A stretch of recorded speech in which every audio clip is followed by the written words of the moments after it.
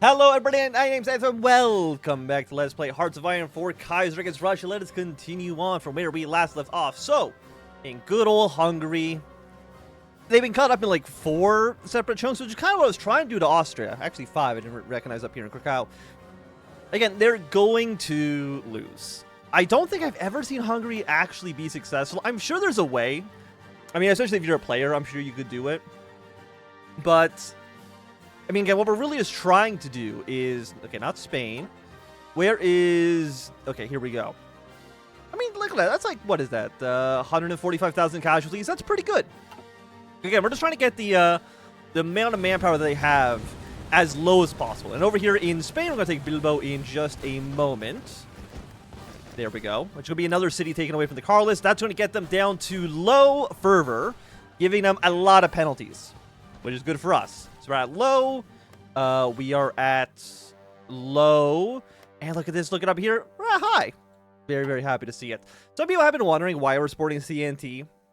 And the main reason for that is, one, King of Spain is either... It'd be nice if Spain remains neutral. Like, they're obviously going to be like the second choice you would make. You know, if they do we stand alone. But aside from that, it's either that they join up with the Reichspakt, who was our enemy, or they join with the Entente, who isn't really our enemy. Like, we are somewhat aligned with them ideologically. We're anti-Germany, and we're also anti-socialist, like the Entente is. I mean, Germany, I guess the Entente's not like super anti-Germany. But the thing with the Entente is that the Entente is going to be at war with the Internationale. The Internationale is going to be at war with Germany, and I don't want France fighting a two-front war. Even though Spain usually doesn't do too much, and the Entente as a whole doesn't really ever do too much, I don't want that risk of them just being kind of on a two-front war. I mean, actually, the Austrians are looking like pretty bad here. They've only sent like 4 divisions. Again, it's not like there's going to be a comeback. Like, that is absolutely never going to happen. What are you guys doing? You're trying to... I mean, you're not going to have any supplies, which is nice. Do I just, like, rush our way, like, down the railroad, take this city, and then take La Corona? The Corona? I mean, it's an idea. You know what? Let's try it. Because, again, if the Carlists lose and it's back to the King of Spain, I'm not too worried about the King of Spain. Like, how many troops do you guys have? 7 to 32, 10 to 27...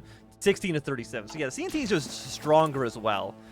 And of course, we're still dealing with the massive economic issues put upon us by Germany because they're jerks. Let's see, what can we do with you? We can push you here. Come in for the assist against you. And let's see. I mean, if we make the front line long enough, the Carlists would kind of get, I'm hoping, like a little bit confused. I'm actually going to station you over here for now. Now, we're going to get cut off from supplies. This tank division is, which I'm not surprised by. I knew that was going to happen. But the main goal of this is to try to get them to capitulate. I don't know how close they actually are. Capitulate at 40, at 48%. We're actually not even going to take a video back, which, I mean, it works for us, for sure. The end of compromise, and it is time for us to declare the Russian state. We're going to remove Death of the Republic. We're going to give us a lot more political power. We're going to change our country name. And we're going to get more party popularity, which is nice. And the end of compromise. Treason! Or so shouts the front page of every newspaper in Russia. A slew of high-ranking members of the Assembly for Russian Unification, or simply known as the SOR, have been implicated in a German-backed conspiracy to stymie Russians' independence. The allegations, provided by a variety of unnamed but trustworthy sources, detail connections dating back, in some cases, to nearly a decade, and includes everything from preferential business contracts with German firms to outright informing on SZRS party members during the earlier periods of persecution. Vasily Shuglin, the SOR's leader, has ferociously denied the claims made against his compatriots, but his words have been a drop in the ocean compared to the flood of condemnation that has struck his party. The fact that many of the headlines have been accompanied by photographs of documents detailing the alleged conspiracy have confirmed the story's veracity for much of the Russian public. President Stavkov has largely refrained from commenting on the developing story, but he has urged members of the SOR to join the SZRS instead, as it become clear that the SOR's leadership does not have Russia's best interests at heart. With mass defections of SOR delegates in the Duma, it seems the party's days are numbered. Okay, 25 more political power. Happy to see it. And with that, 28 days until you're ready to go. Mechanical factory. You know what? Again, our civilian economy is so shot right now that a 4% civilian consumer modifier, I don't care about too much. To be quite honest with you. I mean, if we can, like, theoretically hold Budapest forever, that'd be nice. Flanders and Flanders Wallonia are at war. I don't think I've ever just seen Flanders declare independence. I've seen, if they go totalist, they'll do it. What are you doing? Why are you invisible? It doesn't really matter too much. And then we'll move you down to Vigo.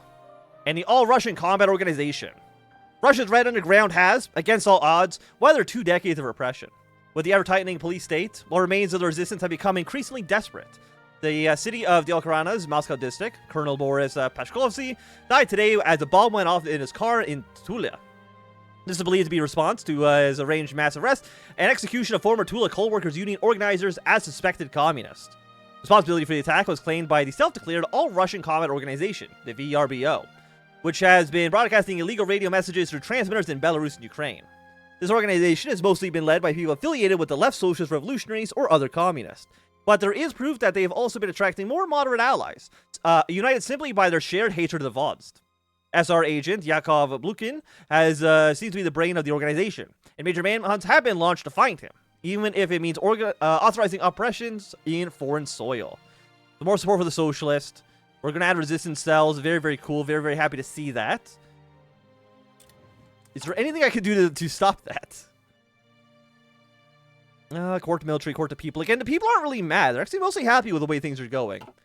In American Union states, they might end up winning the war, which is unfortunate. Enter the fray, join the Reichspakt of the Entente. I mean, it's a shame because, again, we don't want the American Union state to win. Probably the Pacific states would be our preferred candidate for the American Civil War. Do you want to send troops to support them? How many troops can we send? 5? Okay. Let's send 5 divisions over to the PSA. I think it seems like a decent time to get involved in the war. So let's send those 5 divisions over. And is there any other war we're actually interested in? Spain? Do not care about Peru and Ecuador. India is a bit of an awkward situation. Because really none of this... I mean, other than Hyperbad. Because Hyperbad is funny. Because Hyperbad is the only country that can actually ally with us. But they can also join Germany, which I'll be honest, I've never seen happen. I've also never seen them join Russia. But more likely, they can align themselves with Japan, who is a somewhat hostile nation. Like, I don't think we really have any real disputes. Like, they're South Sakhalin, kind of, but like we don't have any claims on their territory. For the most part, me and Japan should be mostly fine. Especially since Transimir doesn't exist anymore, there's not really any real conflict between our two countries. So I think that's why India is really like not super important for our plans, at least right now. Okay, we've dealt with this encirclement. Carlist troops are kind of moving. Let's make our way towards this city, because we're going to need this city as well. Take you. We're going to go to Vigo in just a moment. And once this infantry's here, I want you to kind of connect this up. I mean, you're going to die soon, right? And then again, after that, the Kingdom of Spain should be a cakewalk. And Hungary, I don't know if Hungary can... I mean, actually, they might collapse even without losing Budapest, honestly. Because they're... I mean, their war support is horrible. Okay. Harlists have been killed off. That is actually very, very, very nice. After this, we're going to want to station all of our troops. I deleted the Hungarian volunteers, so I'm stupid.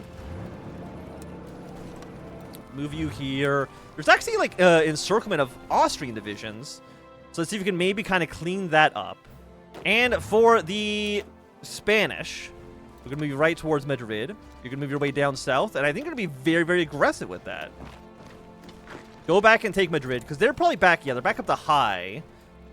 Due to the fact that they have recaptured Madrid. But, I mean, they were losing against the Carlist. So I have to imagine they're not going to do, like, super well against us. War has broken out in Argentina. And Argentina, again, is another situation where we don't really care who wins. I mean, we would probably support, again, going realpolitik here, be against Argentina, because Argentina usually would join the Reichspakt. But they also are very likely just to form the Buenos Aires axis. Especially since they're national populist, Peru's national populist. So I think Argentina is just that we don't get involved because I don't think we care too much about that situation. And then the war in Central America is also a situation where I don't think we care. They can't join us. And if they can't join us, like, I don't know... What do I even do with these troops? I mean, I guess we kill the troops in, like, New Mexico. Deal a decisive blow against MacArthur. Again, I mean, he still has Washington. And hopefully is Canada backing any member? Okay, so they're supporting the PSA as well. So if we can maybe get Canada involved in the Civil War as well, to crush the American Union state, I think that would be beneficial. But it might be tricky. Okay, there's Madrid. Hopefully that'll get you back to at least waning. Excellent. And now that you're waning, like, that really should be it. And because, of course, all of this territory is already cores of CNT, they are, I mean, they're looking really good. The rise of Almanzolov.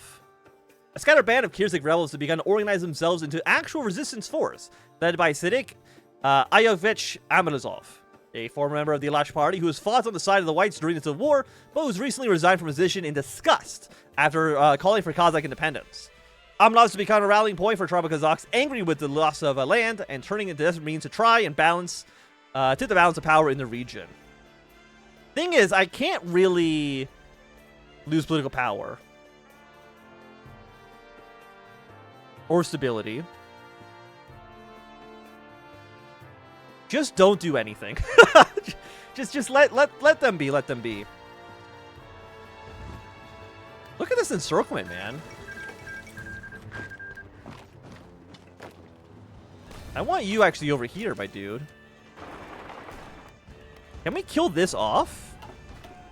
Because that would be a lot of casualties for the Austrians here. And as Hungary gets kind of like closed up, the troops do become more concentrated, which I think is beneficial. Flying squads and security department. Ooh, excellent. Russia has been rotten to the core, and the communist taint has reached the very depths. Until now, the police have not had the resources to persecute the enemies of the state in the far-flung parts of the country. But this is to change now. With the new flying squads of Yoknara, regional investigations can be conducted anywhere in Russia. These squads, composed of mostly loyal Sovniks, will tour rural Russia and establish temporary investigative boards in cooperation with local authorities to root out anti-Russian actors who have until now flown under the radar of the authorities. These flying squads have been a success this far, without the need for tiresome trials or the lethargy of the local police forces, and instead relying on tips from local patriots. To arrest and execute rates have gone up by double digits. The commission led by Captain Boris Petrovic Todlil has reached its record number of 37 shot communists, based on a single investigation in Petrozavodsk. I appreciate the stability bonuses. Now, we're not even actually like halfway to maxing out. World tension has increased. Oh, okay, wait, so Peru's actually gone socialist. Are you new? I actually don't know. I mean, I know Peru's gone socialist, but I don't think I've ever seen this flag or this man before. Is it just really that unlikely that Peru ever goes socialist? Why is Phoenix the capital? That's very strange. I don't know why Phoenix is the capital of MacArthur's government, but, you know, it is what it is. We can take this city, again, clean up New Mexico, and then push our way into the American Union state. I think that would be nice. Man, I think, yeah, you guys just push your way down south. Oh, and war's broken out in Central Asia. Does that open up? Okay, does not open up one of you quite yet. I mean, there is the Burnt Sun. We do get some cleansing against Japan, but again, that's kind of like a sideshow for now. And Dubakar an emergency. Manamin Bek, the president of warlord Turkestan, has started his greatest gamble yet, the conquest of Samarkand, the ancient jewel of Central Asia. His so-called Republic of Turkestan, little more than a den of snakes and bandits, tried their hand at conquering Samarkand nearly a decade ago, and have spent the years since their defeat seething. Recent insurgency action amongst the Kazakhs have also been linked to Turkestani efforts to undermine administration and ferment revolt. protected only by the thin veneer of plausible deniability. This most recent insult is the final straw. Smart Khan is guided by the Emir Alim Khan, our closest ally in the region, but his position is shaky, and he will not be able to hold out against the Turkestanis on his own. It would be politically unacceptable to allow the petty warlord in Tashkent to get away with destroying our greatest stronghold in Russian support in the region without a military response. We began preparation for the invasion against Turkestan ever since they first rose up against us many years ago, and it would not be difficult for us to move up our planning, starting the invasion prematurely. While some are concerned about that without proper logistical support our attack may be ineffective, General Field Marshal Anti-Denikin has repeatedly demanded a green light for immediate invasion. Ready to force. And I'm assuming that maybe that choice is a little bit more limited because we've taken Denikin. Maybe if we took the other guy instead, it would be a little bit more, we'd have like maybe a little bit more time. I've defaulted on our debt. We're still at 10 out of 10. We're still at very high. Oh no. Oh no, Russia. It was supposed to go down by 3. Why did it not go down by 3 when we defaulted? I am not sure. I'm not sure. Negative 20% stability. Holy. Raise the tariff wall. Political power gain. We need more political power. That's for sure. How are you guys all holding out? Move you back up towards the north. This line is like way too long. Just basically be in Budapest. Okay? Everywhere else doesn't matter that much. I don't want to get encircled for obvious reasons. Excuse me, I don't want to die. Hungary, where are you in this list? 187,000 dead. Okay, so the numbers are definitely going up. What are you doing? Oh, no, he's being a cheeky little guy. I'll give him that much. Raise the tariff wall. Again, that's a negative 20% stability points, which is really, really bad. So we want to try to avoid that. For as long as humanly possible, for sure. And growing militarism. Decades of defeat, leaving the fanatical bloodletting of the Civil War aside, have an indisputable corrosive effect on the morale of the Russian military. Despite high military budget and veneration in the army, many remember atrocities committed by the whites and still see the military as a tool of the oppressors, especially after the military humiliation of 1928 and the ensuing Bolshevik putsch. Many rally behind the SRS with slogans of restoring its army to its former glory. It's no secret that in 1934 elections, SRS made huge gains in every garrison town.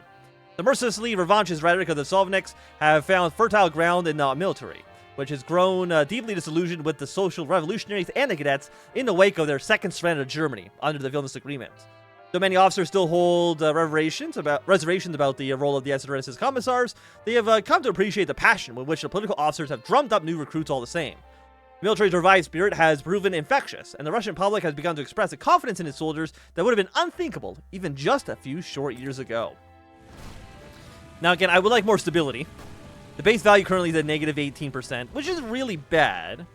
Weekly changes, resistance styles, military anger, popular anger, trade sanctions. How long do those sanctions last? Again, I think they're basically forever?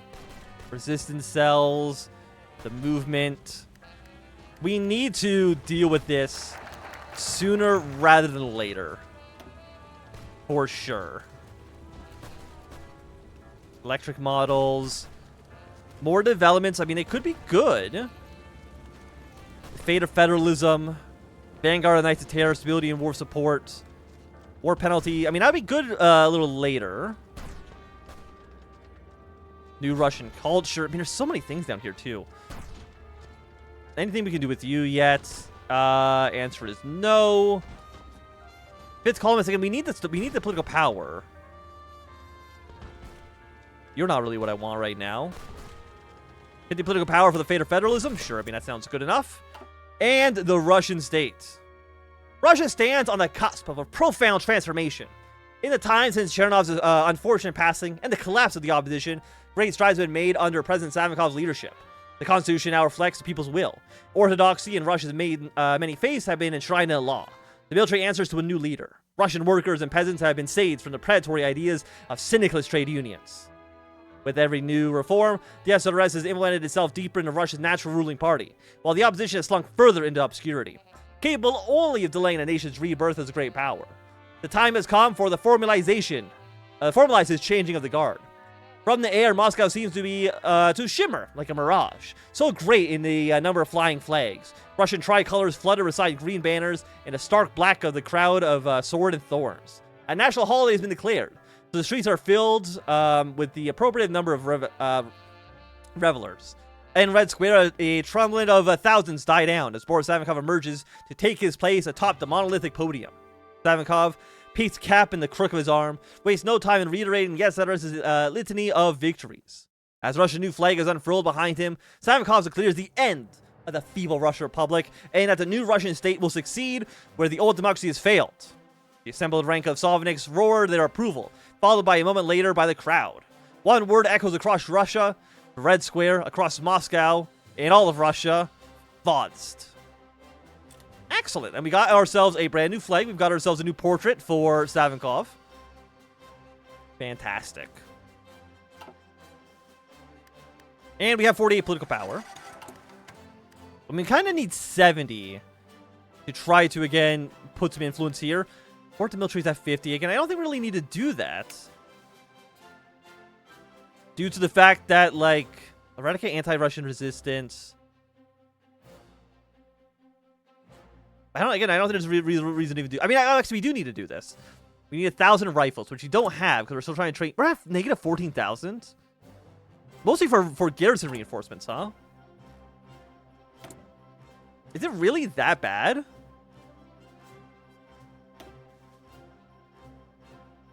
Brutal oppression, local police force is what's on right now. 94% is what's the penalty here? Chaos in Central Asia. It's not great. Let's get this little old lady. We'll send her to White Ruthenia, I think, for right now. Seems okay. And we're still holding here, which is great. The Karaganda Massacre. Recent events in the Central Asian city of Samarkand have incensed the Kyrgyz population, official name for the Kazakh people in the Russian context, of the Alash autonomy. Already angered by our recent attempts to reopen settlements in the steppe, to maintain order, the force of the 60th Cavalry Regiment has moved to secure the large Kazakh city of Karaganda, centered around the city's vital rail hub, which has recently become a focal point of our planned intervention south. Unfortunately, the presence of these soldiers have proven to be disastrous, as violence has erupted in the city between the cavalry and a vast mob of protesters. The agitation began peacefully as protesters gathered outside the rail yard, demanding the withdrawal of the 60th Cavalry Regiment and release of a number of Kazakh nationalists recently jailed for anti-government actions. Unfortunately, the soldiers were unable to contain the mob and were eventually forced to fire into the crowd, dispersing the growing riot and arresting nearly 100 agitators. But unfortunately, at the cost of lives of 6 protesters who were killed in the crossfire. The relationship between our government and the Alash leadership, already strained, has been pressed to its breaking point. And newspapers across the autonomy and its Central Asian neighbors cry out against the Karaganda massacre. The native security forces will surely be unable to handle the rising discontent and will need to reinforce a position in the autonomy by force of arms. Now, I'm kind of thinking, like, what if we just abandoned and we just have no garrison? And my reason for that is because if it's already going to be a 93, then, I mean, it can barely go any higher than that. So we might as well pull our troops out for the time being. Technically gives us more troops in a weird way. Kiva is now Warbakara as well. Very cool, very cool. Hey, but we have our resources back, which I'm very, very happy to. So is it not? What is this based on then? Trade sanctions, the Kazakh emergency, economic fallout, German economic influence. I mean, it's gone down. I mean, I'm glad that my resources back, so we can actually start. We'll trade this Siam. So we can actually start producing, you know, weapons again. I think that's nice. Get our stockpiles back up in some respect. But I also think what's going to be great right now is to end this episode. So if you enjoyed, thumbs up. Not enjoying, thumbs down. You want to see more, subscribe, and goodbye.